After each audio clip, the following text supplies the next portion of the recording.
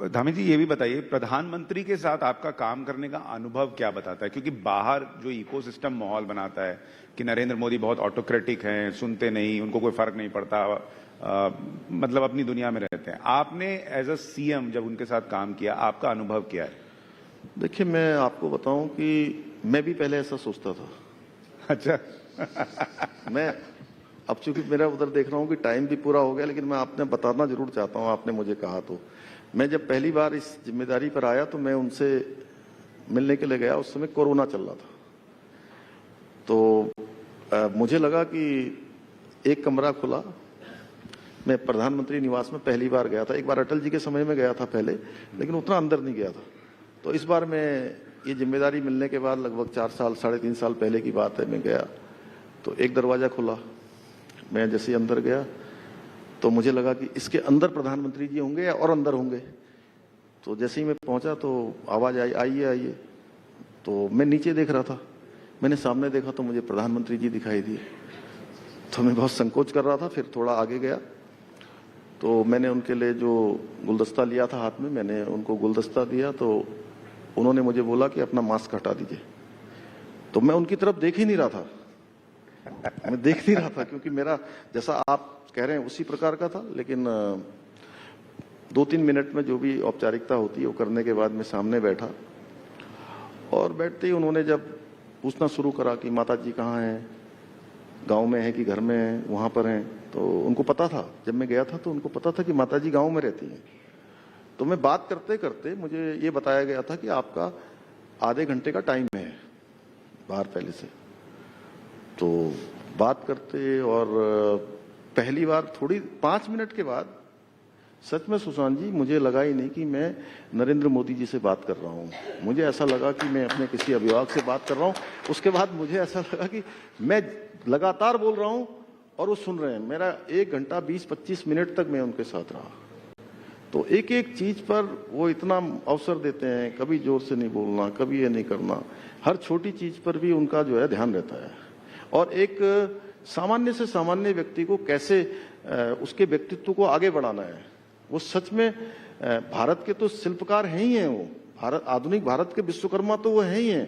लेकिन अगर व्यक्ति के निर्माण की बात करूं तो मैं बहुत बड़ा उनको मानता हूं कि वो व्यक्ति को कैसे आगे बढ़ाया जाता है, कैसे उसको सिखाया जाता है, कैसे उसके अंदर आत्मविश्वास पैदा किया जाता है, कैसे संवेदनशीलता से उसकी परेशानियों को समझना। ये कोई, अगर मैंने ऐसा व्यक्तित्व तो पूरे भारत में मैंने कभी, मुझे कोई दूसरा नहीं। और सबसे बड़ी खूबी जो उनकी मानी जा रही है कि वो टैलेंट ढूंढ के निकाल के ले आते हैं, जैसे पुष्कर सिंह धामी को ले आए, उन्होंने आप पर विश्वास जताया। उत्तराखंड में सीएम जब एक के बाद एक चेंज हो रहे थे और आप आए थे तो लोगों को लगा था कि कहां से धामी जी आए, क्या करेंगे। लेकिन आज आपका नाम अगर धाकड़ धामी लोग बुला रहे हैं तो कुछ तो आपने किया है। बहुत सारी आपको शुभकामनाएं सर। चलिए, बहुत। और उत्तराखंड में आप इसी तरह से बेहतर काम करते रहे। मुझे लग रहा है पब्लिक का सपोर्ट तो आपको मिल ही रहा है। जी जी, बहुत बहुत धन्यवाद। बहुत बहुत धन्यवाद। धन्यवाद। Thank you so much. जोरदार तालियां पुष्कर सिंह धामी जी के लिए। हजारों पर जो एक्शन हो रहा है वो उसकी जरूरत क्यों पड़ी, और ये आप जो कर रहे हैं मदरसों पर भी अभी आपने एक्शन लिया, कई मदरसों की फंडिंग क्या है नहीं है उसकी जांच हो रही है, मजारों को वहां से हटाया जा रहा है, ये क्यों हो रहा है? देखिए, मैंने जब यहाँ पर शुरुआत आपके साथ में यहाँ बैठा तो मैंने एक बात कही कि पूरे देश के लोग और दुनिया के लोग देवभूमि को बहुत आस्था से देखते हैं, बहुत श्रद्धा से देखते हैं। हर एक के मन में देवभूमि के लिए एक अलग श्रद्धा है। देवभूमि देवों के सबसे नजदीक, हर प्रकार से शुद्ध होगा, कहीं कोई, वहां के लोग भी अच्छे होंगे, एक अच्छा संस्कार वहां पर होगा, अच्छा परिवेश वहां पर होगा, वो खराब नहीं होना चाहिए, उसका मूल अस्तित्व बचा रहना चाहिए। देखिए, जो मजारों की बात आपने करी, अनेक स्थानों पर अवैध मजारें बनी हुई थी और सरकारी जमीनों पर, कहीं पर वो फॉरेस्ट की लैंड है, कहीं एग्रीकल्चर की लैंड है, कहीं रेवेन्यू की लैंड है, कहीं पीडब्ल्यूडी की, मतलब जो भी सरकारी लैंड। और हमने कहा कि ये जितना भी ये इंक्रोचमेंट है, सुशांत जी, इंक्रोचमेंट तो किसी भी कीमत पर सही नहीं है ना। अतिक्रमण सही है कि मैं आप ही से पूछ रहा हूँ, आप नहीं नहीं, उसमें और हमने तो रिपोर्ट चलाई थी, उसमें हमने देखा कई जगहों पे जब वो मजारें हटी तो अंदर से कुछ निकला। मैं उसी को बताना चाह रहा हूँ कि देखिए, कहीं पर नीली चादर चढ़ा दी, कहीं पीली चादर, कहीं हरी चादर चढ़ा के एक तरह से लैंड जिहाद जिसको कहते हैं, वो पूरा घिरा हुआ था चारों तरफ से। जब उसको हटाया गया तो कहीं पर भी कोई अवशेष मजारों के नहीं निकले। लेकिन उसके लिए भी हमने जो है एक जो कानूनी व्यवस्था होती, कानूनी व्यवस्था के अंतर्गत हमने काम किया। हमने कहा कि जहां भी इंक्रोचमेंट है लोग खुद ही हटा लें, अपना नहीं हटाएंगे तो कानूनी तौर से हटाना हमने प्रारंभ किया और हम अभी तक 6000 एकड़ जमीनें इस अतिक्रमण से मुक्त करा चुके हैं और यह अभियान हमारा रुकने वाला नहीं है। ऐसे ही जो आपने मदरसों की बात करी है, मदरसे भी इलीगल रूप से चल रहे थे, उसमें पढ़ने वालों की पहचान छुपाई जा रही थी, कोई असंदिग्ध हैं, इस प्रकार के लोग उनमें किसी न किसी रूप में निवास कर रहे थे। उनकी खोजबीन शुरू करी हमने सारे जिला अधिकारियों के माध्यम से, पुलिस के माध्यम से। जहां जहां भी ये अवैध रूप से पाए गए उनको सील किया गया है, उनको बंद किया गया है और ये अभियान हमारा चलने वाला है। मैंने कहा कि देवभूमि की पवित्रता बनी रहनी चाहिए, ये मैं ही नहीं चाहता, देवभूमि उत्तराखंड के लोग तो चाहते ही हैं, लेकिन अगर पूरे देश के अंदर भी आप बात करेंगे तो हर कोई कहेगा कि नहीं, अवैध अतिक्रमण हटाया जाना चाहिए, वो हटाएगा। लेकिन इसका जो नैरेटिव गढ़ा जा रहा है वो ये है कि पुष्कर सिंह धामी मुसलमानों के खिलाफ हैं और आप जानबूझ के उनको टारगेट कर रहे हैं। नहीं, ऐसा देखिए, एक भी मामले में आप बताइए कि अगर हम अवैध अतिक्रमण हटा रहे हैं तो हम किसी के खिलाफ थोड़ी ना काम कर रहे हैं। अवैध अतिक्रमण में कोई भी होगा तो हटाया जाएगा उसको। मैं समझता हूं अगर यहाँ पर ऑडियंस इतने लोग हैं, इनसे भी आप पूछ लें कि भाई अवैध अतिक्रमण हटाया जाना चाहिए कि नहीं हटाया जाना चाहिए, बताइए हटाया जाना चाहिए कि नहीं जाना चाहिए? यहाँ तो समर्थन है, लेकिन आपके जो समर्थन नहीं अभी कहाँ पूरे देश के अंदर कहीं भी आप पूछेंगे तो लोग कहेंगे कि नहीं, कोई ऐसा गलत काम नहीं हो रहा और हमारे यहाँ पर इस प्रकार का कोई वातावरण भी नहीं है। देखिए, क्योंकि हमारे यहाँ, मैंने पहले ही कहा कि आपस में सब लोग मेल मिलाप से रहते हैं। आप मुझे कह सकते हैं क्या कि मैं किसी को टारगेट करके काम करूंगा? ये हमारा बिल्कुल भी कार्य व्यवहार नहीं है। लोग कह रहे हैं भाई उत्तराखंड में इतनी बार बीजेपी की सरकार रही, किसी ने मजारों पर एक्शन नहीं लिया, ये धामी साहब आके हटवा रहे हैं सबको। अब देखिए, जो काम पहले नहीं हो पाए, अभी मैं विधानसभा में बोल रहा था एक दिन, उन्होंने कहा कि एनडी तिवारी साहब ने इस चीज की शुरुआत करी। मैंने कहा जी, एनडी तिवारी साहब हम लोगों के लिए बहुत हमारे प्रेरणा के वो हैं, उन्होंने बहुत काम किए, देश में भी किए, उत्तराखंड में भी किए। हाँ, लेकिन जो काम उन्होंने शुरुआत की है उन कामों को हमने आगे बढ़ाया है। जो काम उनके समय में या मेरे से पूर्ववर्ती वालों के समय में नहीं हो पाया है, वो काम भी मुझे करने हैं। तो जो काम पहले नहीं हो पाए उन कामों को अब आगे बढ़ा रहे हैं। सर, इसमें जो ऑपोजिशन है और जो आपके विरोधी हैं, उनका कहना है कि आपकी 3 साल की उपलब्धि यही है, थूक जिहाद, लव जिहाद, लैंड जिहाद, मदरसा जिहाद, इसको आप जो है मुद्दा बनाकर अपनी उपलब्धि बता रहे हैं। नहीं, देखिए,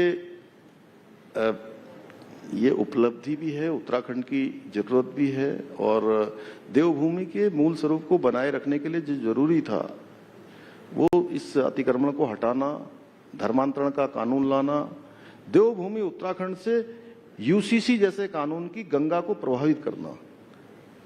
थूक जिहाद एक घृणित मानसिकता है, लव जिहाद घृणित मानसिकता है। इन मानसिकताओं के खिलाफ कठोरतम कार्रवाई करना, मैं समझता हूं कि इसकी शुरुआत देवभूमि उत्तराखंड से हुई है। आने वाले समय में ये कानून हमारे जो बनाए गए हैं, चाहे नकल का कानून भी है, अभी आपने उसके बारे में नहीं पूछा, उस नकल के कानून से समूल रूप से हमने जो है माफियाओं का वहां पर अंत कर दिया है। एक भी नकल माफिया नहीं है, एक भी नकल का प्रकरण नहीं आया। अगर पिछले 3 सालों में देखेंगे तो 3 सालों में 20,000 से भी ज्यादा नियुक्तियां हम कर पाने में हमने सफलता प्राप्त की है और किसी भी मामले में न्यायालय नहीं जाना पड़ा, किसी मामले में कोर्ट कचहरी कुछ नहीं, कोई विवाद नहीं। गरीब माता पिता के बेटे और बेटियों को ये विश्वास हो गया है कि हम तैयारी करेंगे, मेहनत करेंगे, पढ़ाई करेंगे तो निश्चित रूप से हमारा चयन होगा, हमारे को सिलेक्शन का अवसर मिलेगा। और पहले ये विश्वास टूटता जा रहा था। हमारे यहाँ बहुत सामान्य स्थितियों परिस्थितियों में रहकर लोग अपने बेटे और बेटियों को पढ़ाते हैं, उनकी तैयारियां करवाते हैं। कोई सब्जी की दुकान करता है, कोई चाय की दुकान करता है, कोई दूध बेचता है, छोटा छोटा कोई खेत का काम करता है, नौकरी करता है, लेकिन कोशिश करता है कि मैं अपने बच्चों को अच्छा पढ़ाऊं लिखाऊं, उनके लिए कोचिंग की व्यवस्था करूं, ट्यूशन की व्यवस्था करूं, उनके लिए कहीं पर शहर में ले जाकर उनके लिए मकान कमरा किराए में लूं। ऐसे माता पिता का उनके बेटे बेटियों का विश्वास टूटता जा रहा था। ये नकल का कानून आने के बाद जिनका 5 सालों में 6 सालों में चयन नहीं हो रहा था, अब उन्हीं का चयन एक साथ 4-4 परीक्षाओं में हो रहा है। सर लेकिन एक चीज ये बताइए, जब आप ये मजार हटाते हैं, मदरसों पे एक्शन लेते हैं, देश में किसी दूसरे हिस्से में ऐसा हो तो सड़क पे भीड़ आ जाती है, उत्तराखंड में नहीं आती, आपका विरोध नहीं होता, ये आपने क्या सेटिंग की हुई है? देखिए इसके पीछे सेटिंग नहीं है। देखिए हम व्यवस्था के अनुरूप चलने वाले हैं। कानून जो कानून है उसके अनुरूप हम काम कर रहे हैं, और देवभूमि उत्तराखंड में रहने वालों को कानून से जीने की आदत, उसकी हमने शुरुआत की है कि सबको कानून से जीना है, चाहे कोई भी काम हो वो कानून से होगा। तो इसलिए कानून को सब मान रहे हैं। नहीं, कानून तो एक वो वक्फ वाला भी आ रहा है, उसको लोग नहीं मान रहे, सड़क पर आ जा रहे हैं। नहीं मानेंगे, देखिए हम लोग उत्तराखंड में उसको भी मनवाएंगे। उत्तराखंड में कर देंगे, मनवाएंगे जी। एक काम जिसकी सबसे ज्यादा चर्चा देश भर में है कि आपने सबसे पहले यूसीसी जो है, यूनिफॉर्म सिविल कोड, वो लागू कर दिया। क्या जो अभी चुनौतियां आप महसूस कर रहे हैं, क्योंकि कहा जा रहा है उसमें लिव इन रिलेशनशिप को लेकर, जो संपत्ति को लेकर उसमें व्यवस्था है उसको लेकर बहुत सारा विरोध भी झेलना पड़ रहा है, यूसीसी लाने के बाद आप कंफर्टेबल हैं कि राज्य में जिस तरह से चल रहा है, और चेंजेस उसमें होंगे क्या? ये देखिए हमारे राज्य में एक तो सबसे बड़ी बात है कि उत्तराखंड बहुत शांत प्रदेश है। आपस में सारे लोग एक दूसरे के साथ बहुत भाईचारे के साथ रहते हैं, मेल मिलाप के साथ रहते हैं, प्रेम पूर्वक रहते हैं। और यूसीसी लाने का निर्णय भी हमने 2022 में, जो हमारे असेंबली का आम इलेक्शन हुआ था, उस इलेक्शन में हम प्रधानमंत्री मोदी जी के नेतृत्व में चुनाव में हम गए और हमने ये वचन उत्तराखंड की जनता को दिया कि हमारी सरकार आती है, हम सरकार में आते हैं तो हम सबसे पहले यूसीसी लाने के लिए हम जो है काम करेंगे, यूसीसी कानून बनाएंगे। और हमने उत्तराखंड की जनता के साथ जो वचन दिया था वो हमने वचन निभाया है। और मैं कहूं तो जिसके लिए उत्तराखंड की जनता ने हमको मैंडेट दिया था हमने वो काम कर दिया। तो यूसीसी लागू हो गया इस महीने की 27 जनवरी इसी साल, पूरे राज्य के अंदर एक साथ लागू हुआ, जो कि एक बड़ी प्रक्रिया थी। एक बड़ी प्रक्रिया की, जैसे नई सरकार का गठन होते ही हमने ड्राफ्ट कमेटी बनाई।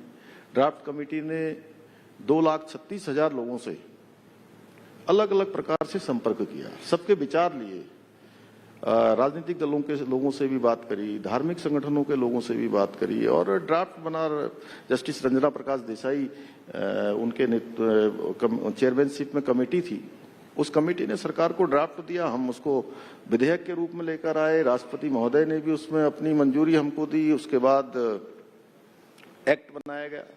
नहीं, लेकिन अब उसमें चैलेंजेस आ रहे हैं क्या? उसको देखिए, एक एक्ट लाना और उसको लागू करना। अभी कोई चैलेंजेस नहीं है। देखिए कुछ लोग भ्रम फैलाने का काम कर रहे हैं, जैसे जो हमेशा तुष्टीकरण की बात करते रहे, जिन्होंने कभी हमारी जो मातृशक्ति है, महिलाओं की सुरक्षा की चिंता नहीं करी। ये यूसीसी ऐसा है, एक तरह से मैं कहूं कि देश की जो हमारी 50% आबादी है, उस 50% आबादी का 100% का कानून यूसीसी है। उनके लिए संपूर्ण सुरक्षा का कानून यूसीसी है। तो नहीं, लेकिन लोग कह रहे हैं, मैं आ रहा हूं उस पर। देखिए लोग बार बार लिव इन रिलेशनशिप हमारी संस्कृति का हिस्सा नहीं है। हमारी संस्कृति में कहीं लिव इन रिलेशनशिप का कोई भी उल्लेख भी नहीं है, और हमारी संस्कृति में है भी नहीं। लेकिन माननीय उच्चतम न्यायालय में कई बार ये प्रकरण आए, और हम लोकतांत्रिक मूल्यों पर विश्वास करने वाले हैं, लोकतांत्रिक मूल्यों पर चलने वाले हैं। तो लिव इन रिलेशनशिप में हमने प्रावधान किया है कि अब कोई भी लिव इन रिलेशनशिप में रहता है तो उसके माता पिता को उसकी जानकारी दी जाएगी। उनका एक कोई न कोई रिकॉर्ड बनाया जाएगा कि लिव इन रिलेशनशिप में ये लोग रह रहे हैं। क्योंकि बहुत बार ऐसा होता है कि साथ में रहते हैं, आज संबंध अच्छे हैं तो साथ में रह रहे हैं, और साथ में रहते रहते संबंध खराब हो जाते हैं। कई बार जब संबंध खराब हो जाते हैं तो उन पर आपस में झगड़ा शुरू हो जाता है, मारपीट होती है, हिंसक गतिविधियां होती हैं, और बहुत सारे मामलों में हत्याएं हुई हैं। सूटकेसों में काट काट के, बॉडी के टुकड़े काट काट के रख दिए गए, फ्रीजों में भर दिए गए। इसी दिल्ली में 2022 में सरदा बालकर और आफ्ताब का एक बहुत चर्चित कांड यहाँ दिल्ली में हुआ था। पर सर वो तो पत्नी भी कटवा दे रही है मेरठ में, तो लिव इन रिलेशनशिप से क्या है? नहीं देखिए वो एक अलग विषय है, लेकिन हमने जो इसमें प्रावधान किया है वो प्रावधान हमने इसलिए किया है कि हमने उन बच्चों की सुरक्षा का प्रबंध किया है, क्योंकि माता पिता के पास उनके बच्चे अगर उनको जीवन से हाथ धोना पड़े तो पूरी जिंदगी भर उनके पास रोने के सिवा कुछ नहीं रहता। आप लिव इन रिलेशनशिप वाले इशू पर बैकफुट पे नहीं जाएंगे, कोई चेंज नहीं होना है उसमें, ये तय है? नहीं, बिल्कुल, देखिए हमने एक अच्छी शुरुआत करी है और हम आगे बढ़ेंगे। हम अच्छे किसी के जिसके अच्छे सुझाव होंगे हम अपने सुझावों में सम्मिलित करेंगे, अपने कार्य में सम्मिलित करेंगे उनको। ठीक है।